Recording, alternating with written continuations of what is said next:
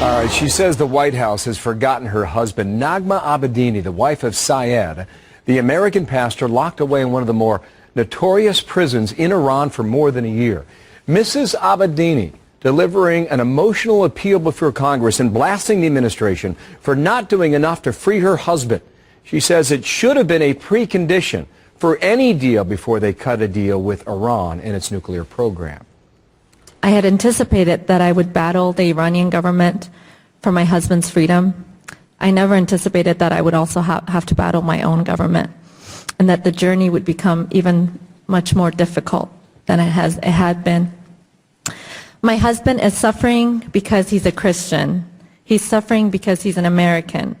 Yet his own government did not fight for him when his captors were across the table from them. Well, Nagma Abedini is with us live now, along with Jordan Sekulow, Executive Director of the American Center for Law and Justice, representing the Abedini family. Good morning to both of you. And Nagma, it's good to see you again. Do you think you got anywhere yesterday with your testimony? You know, I got to share again about my husband. I did see a lot of support from the congressmen and the congresswoman that were there. And I'm pursuing every effort I can. But I was very hopeful. It was very hopeful to be able to get the word out. Do you think this administration has your back? No. I don't think this is a priority. I think he was abandoned. Our family was abandoned, and it really sends a dangerous message on where we stand with religious liberty issues and human rights issues. Do you think you were misled?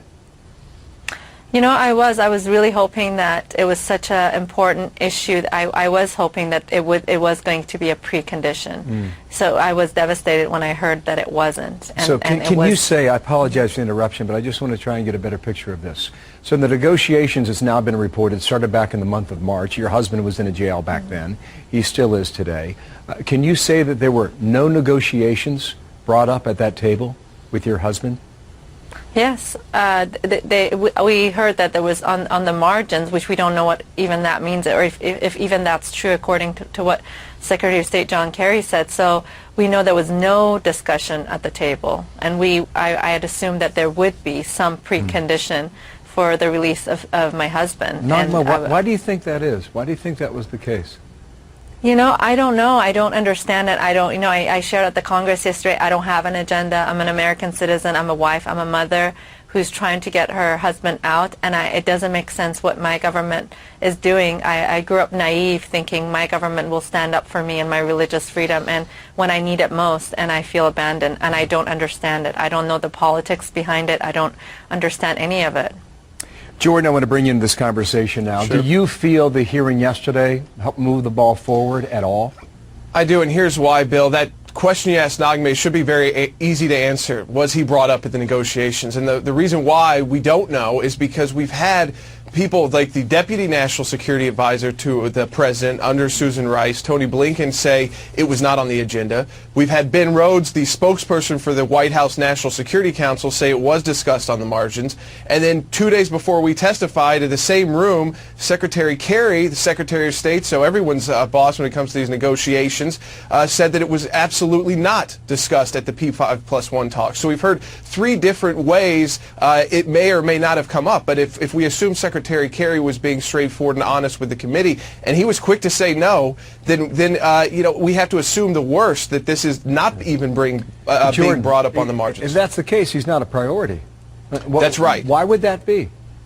I believe that there's politics at play here. I believe, Bill, there's issues involving his religious conversion at play here. Since the beginning, we have said that because he is a convert from Islam to Christianity, and this administration's priority has been trying to rush to a nuclear agreement with Iran, and has, again, betrayed Americans. And it's not just Saeed, but I would say, as we, you know, people are starting to find out more about some of the other Americans who have been held prisoner, that things are changing rapidly as every day as this story, as we fight on. As you mentioned, there's a report that an American has been connected to the CIA, and he's been held there for 6 or 7 years. Yeah, What do you think Robert of that, Levin, Jordan?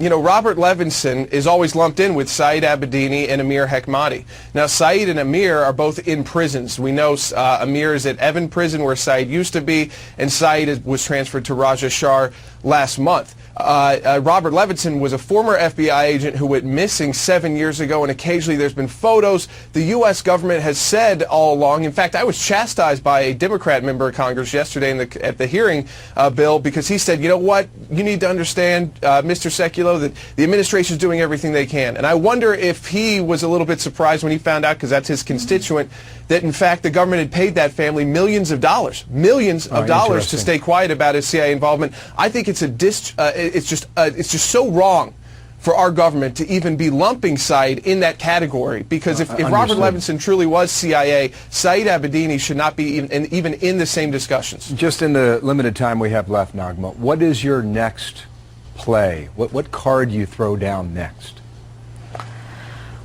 I'm hoping and praying that as American people we continue to raise our voice. I will continue to fight. It's been a hard battle of not seeing my kids for 400 some days and traveling, but I hope that we can bring him home.